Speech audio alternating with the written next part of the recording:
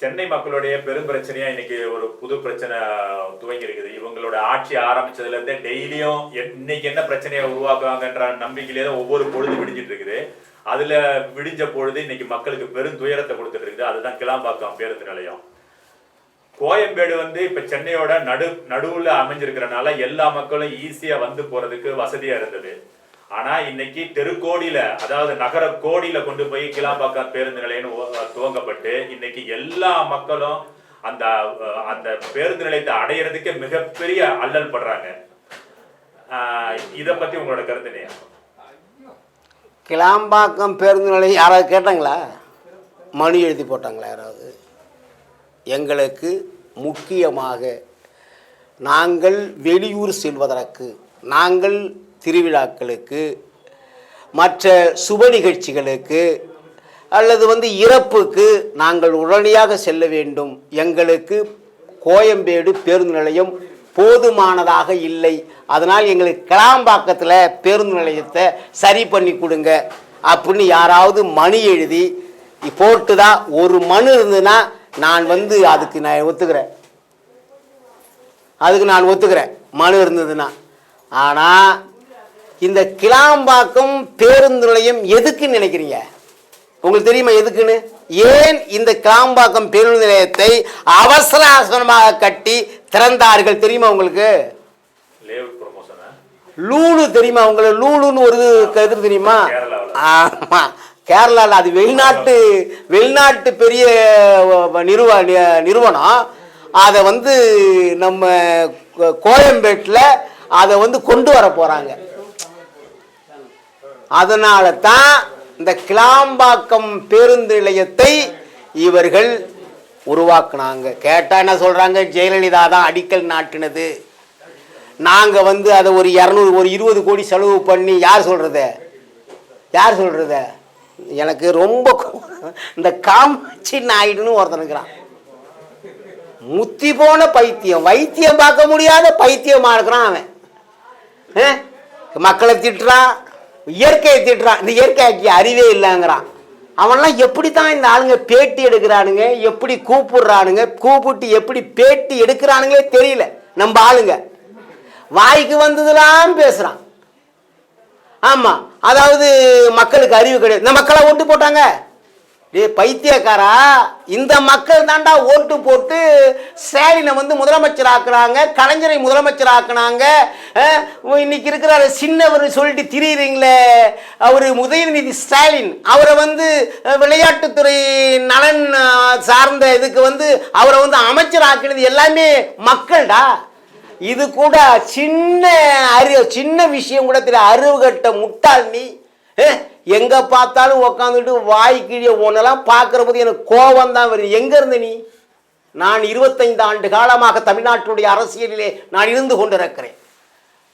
கேட்டா நாயுடுலாம் ஒன்றும் சொல்லக்கூடாது. அவங்க நல்லவங்க. இந்த நாயுடு சமூகம் இருக்காங்களே நல்லவங்க. அவங்க பேரெல்லாம் கெடுக்கிறவங்க காமாட்சி நாயுடு. இல்லை கோமாட்சியான். முத்தி போன பைத்தியத்தை போய் கோமாட்சி கீமாட்சின்னு அழைக்கிறேன். நான் என்ன சொல்றேன்? இந்த பேருந்து நிலையம் மக்களுக்காகவா, யாருக்காக?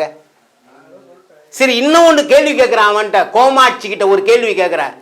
வடிகாலை சீரமைக்கிற போது எங்க தோங்குவாங்க, எங்க முடிப்பாங்க? அவனுக்கு அதை முதல்ல பதில் சொல்ல அவனை. இந்த கோமாட்சிய இந்த கேள்விக்கு பதில சொல்லு. வடிகால் என்பதை எங்கே துவக்குவார்கள், எங்கே முடிப்பார்கள்? முதல்ல எங்க துவக்கணும், எங்க முடிக்கணும், அதுக்கு பதில் சொல்லு. பெரிய அறிவாளி மாதிரி உட்காந்துக்கிட்டு ஸ்டாலின் குடும்பத்தை தாங்குறேன்னு சொல்லிட்டு வாய்க்கு எல்லாரும் தம்பி நெறியாளர்கள்லாம் பார்த்து, ஏய் போடா வாடா, யாரா நீ யார்? நீ நெறியாளர்கள் தம்பிங்க எல்லாம் படிச்சு அறிவார்ந்த தம்பிங்க ஒரு கேள்விகளை கேட்கிற போது அதுக்கு சரியான பதிலை சொல்லாம அதுக்கு வாடா போடான்னு பேசுற. என்ன அவ்வளவு பெரிய டுபாகூர் பையன் நீ?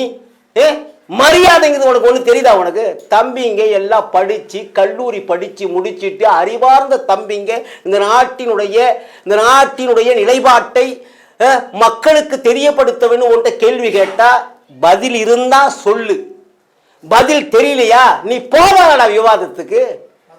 ஒன்னு வேற முனைவருங்கிறான். என்ன படிச்சு எங்க முனைவர் பட்டம் வாங்கினே தெரியும் முட்டா பயணி. எதுக்கு எடுத்தாலும் மக்களை வந்து இந்த மக்கள் எனக்கா ஓட்டு போட்டாங்க. அதுக்கு மழைக்கு அறிவு இருக்கான்னு கேட்கிறாயா? ஒரு நாள் கேட்கிறான் மழைக்கு அறிவு இருக்கா? அது போய் வந்து காவேரி ஆத்து ஓரமா பெய்ய வேண்டியதானே. இந்த மாதிரி முட்டா பையெல்லாம் இவனுக்கு எதுக்கு வந்து கூப்பிட்டு வந்து பேட்டி எடுக்கிறான்? தம்பிங்களுக்கு நான் வந்து ஊடகவியாளர் தம்பிகளுக்கு வலையொலி தம்பிங்களுக்கு நான் தெளிவுபடுத்துற அந்த காமாட்சி நாயுட கூப்பிட்டு பேட்டி எடுக்காதீங்க. அவனுக்கு பைத்தியம் பிடிச்சி முத்தி போச்சு. என்ன வாயில வந்துலான்னு சொல்றான். கிளாம்பாக்கம் பேருந்து நானா கட்டினேன்? ஏய் நீ கட்டினியோ யாரு கட்டினாங்களோ என்ன கட்டப்பட்டிருக்கா இல்லையா? அந்த பேருந்து நிலையத்தால படுற பாடு என்ன?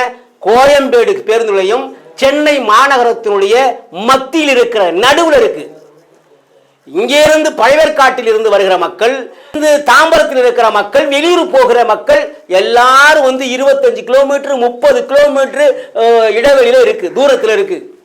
அதனால எல்லாரும் வந்து போலாம். கிளாம்பாக்கம் எங்க இருக்கு? சென்னையிலிருந்து 40 கிலோமீட்டர் தொலைவில் இருக்கிறது. அங்கிருந்து கிளாம்பாக்கத்தில் வந்து இறங்கி சென்னைக்கு எப்படா வருவான்? திருவத்தூர் போறவன், மீஞ்சூர் போறவன், சிபிசிஎல்ல வேலை பார்க்குற குடும்பம் எத்தனையோ குடும்பம் இருக்கு, டிபிஎல்ல வேலை பார்க்குற குடும்பம் எத்தனையோ குடும்பம் இருக்கு, ஐஓசியில் வேலை பார்க்குற குடும்பம் எத்தனையோ குடும்பம் இருக்கு.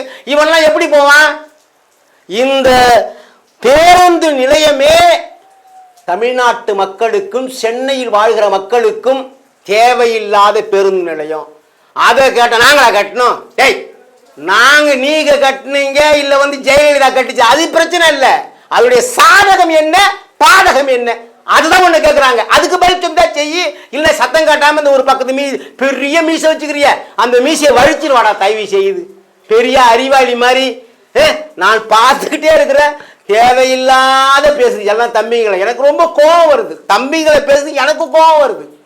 நீ யாரு என்ன எப்படியோ ஸ்டாலின் வீட்டுல கஞ்சி குடிக்கிற, அது எனக்கு தெரியுது. வாங்கி குடிக்கிற கஞ்சிய யாருக்கும் தெரியாம கண்ணு வச்ச மாதிரி குடிச்சிட்டு போ. அதுக்கு அவனை போடாங்கிற இவனா வாடாங்கிற அவனா வாடாங்கிற தம்பிங்களை உன்னை கூப்பிட்டு உன்னை வந்து தம்பிங்க வந்து இந்த ஊர்ல பப்புன்னு சொல்லுவாங்க, அதாவது நகைச்சுவை காட்டுவானே அது மாதிரி ஆக்கிட்டானுங்க. அவனும் பார்த்து பார்த்து கேள்வி கேட்டுக்கிட்டுருக்கான். அதனால உனக்கு நான் சொல்றது ஒன்று, உனக்கு இந்த நாட்டை பற்றி மக்களை பற்றி வாழ்வாதாரத்தை பற்றி தலைவருடைய வரலாற்றை பற்றி தலைவர் எந்தெந்த தலைவர்கள் இந்த மண்ணுடைய உரிமைக்காக விடுதலைக்காக போராடினார்கள் என்பதை பற்றி படிச்சுட்டு நீ தயவு கூர்ந்து பேட்டி கொடு. என்ன நீ தயவு இனிமேல் பேட்டி நான் சொல்கிறேன், நான் எல்லா தம்பிக்கும் நான் சொல்கிறேன், என்ன ஒரு தடவை கூப்பிடுங்க, என்ன கூப்பிடுங்க. காமாட்சி நாயுடு யாருன்னா பேசுகிறேன் நான் சொல்கிறேன். வாயில் வந்து தான் பேசுகிறாரு காமாட்சி நாயுடு. அவருக்கு யார் என்ன பட்டா போட்டு கொடுத்துருக்கா? எல்லா தம்பிங்களையும் திட்டுறதுக்கு, எல்லா நாட்டினுடைய ஜனநாயக மக்களை உரிமை பெற்ற மக்களை குடிமக்களை பேசுவதற்கு யார் அந்த இது கொடுத்த அதிகாரம் கொடுத்தது? ஸ்டாலின் கொடுத்தாரா இல்லை கலைஞர் கொடுத்தாரா? யார் கொடுத்தா? அதனால வாயை அடக்கி என்ன வாழை சுருட்டிக்கிட்டு இருக்கணும். உன்னோட அறிவார்ந்த பெருமக்கள் எல்லாம் இந்த மண்ணுக்கு மக்களுக்கு உழைத்தவர்கள் எல்லாம் இருக்கிறார்கள். நீ போடுற கஞ்சியை குடிச்சிட்டு அறிவாளி அண்ணன் சுபவி மாதிரி குளத்தூர் மணி அண்ணன் மாதிரி சத்தம் காட்டாம முறுக்கிட்டு கடை தெரியுதா? இனிமே பேசாத. சீமான்னு பத்தி பேசுற.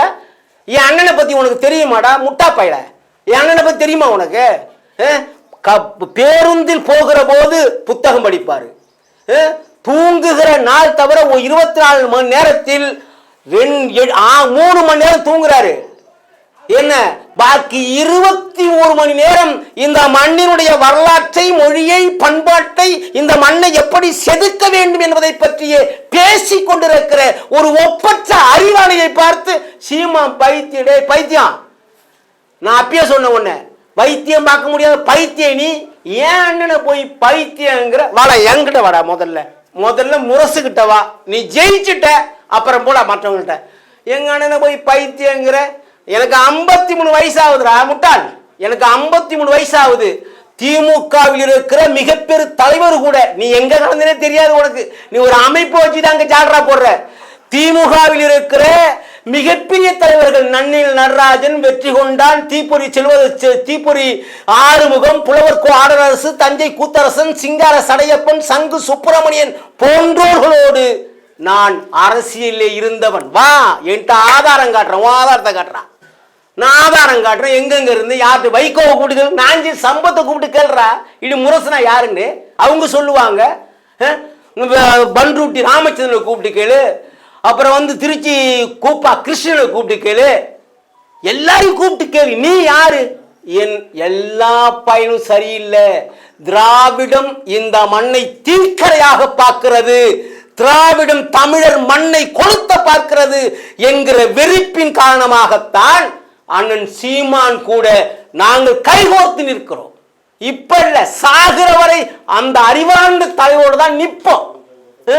நீங்க ஆட்சி நாங்க அதை கொடுத்தோம். டேய் உங்களை பணம் நாங்க கேட்டோமா? உனக்கு பேருந்து நிலையம் வேணும்னு நாங்க கேட்டோமா சொல்லு. அவங்க நாங்க பணம் கொடுக்குறோம், பணத்தை கொண்டு போய் எங்கேயாவது போடுறா. மக்கள் கேட்டாங்களா பணத்தை?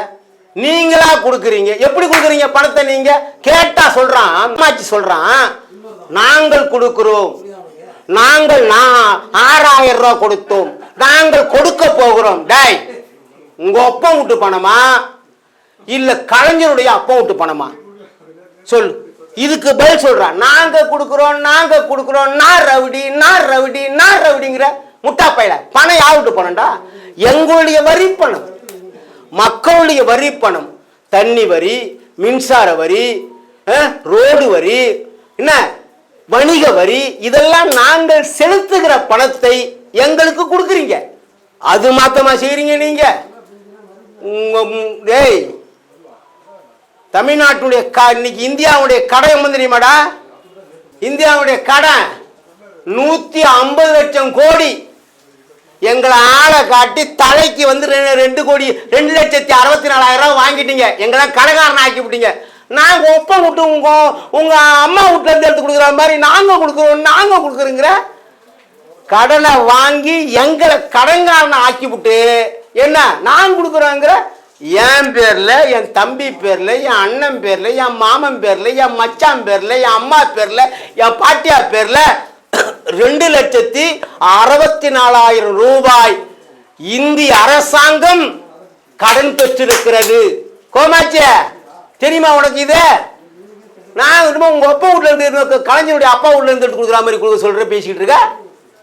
அதனால நிதானமா பேசு, யாரவனும் பேச விட்டுருவோம். நாங்க எங்க அண்ணன் சீமானை பத்தி பேசாத. தம்பிங்கெல்லாம் படிச்ச தம்பிங்க, அறிவார்ந்த தம்பிங்க, விட மாட்டாங்க. உன்னை இருக்கிற மண்டில இருக்க 4 மசரையும் புடிங்கிடுவாங்க, உருவிட்டு விட்டுருவாங்க.